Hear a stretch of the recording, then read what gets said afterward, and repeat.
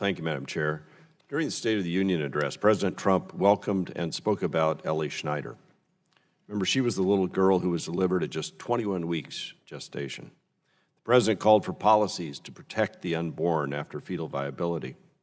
Following the State of the Union, the Senate Judiciary Committee held a hearing on medical care for children born alive.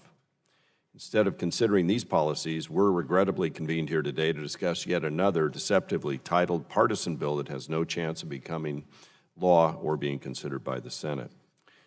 We all know the issue of abortion is a very sensitive one. It's a painful topic for the women and men who, for whatever reason, find themselves facing the dilemma of whether or not to terminate a pregnancy and in turn a human life.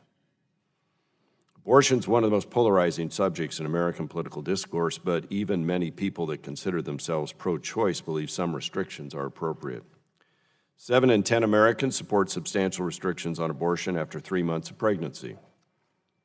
Even nearly half of those who identify as pro-choice support restrictions on late-term abortions. Indeed, fewer than 4 in 10 Democrats support abortion at any time and for any reason, which is why I'm so concerned we're considering a bill so sweeping and out of sync with the views of the majority of Americans. A bill that seeks to strip away even the most minimal protections for women and their unborn children at any stage of prenatal development.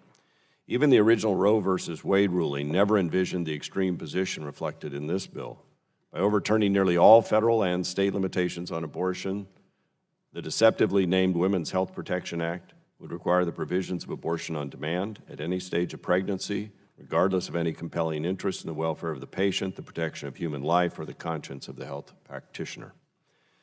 I will oppose this bill for Oregonians like Elisabeth Gillette, who told me about her heartbreaking experience of getting an abortion in 2011. In her letter, which I would like to submit for the record, Madam Chair, Elisabeth states that, quote, on-demand abortions are not putting the safety of the woman as the highest priority. Because chemical abortion is a procedure that encompasses risk, both physical and emotional, it should not be thought of as a routine procedure. We need to protect the health of women. It's my deepest hope no woman would have to suffer as I did, close quote.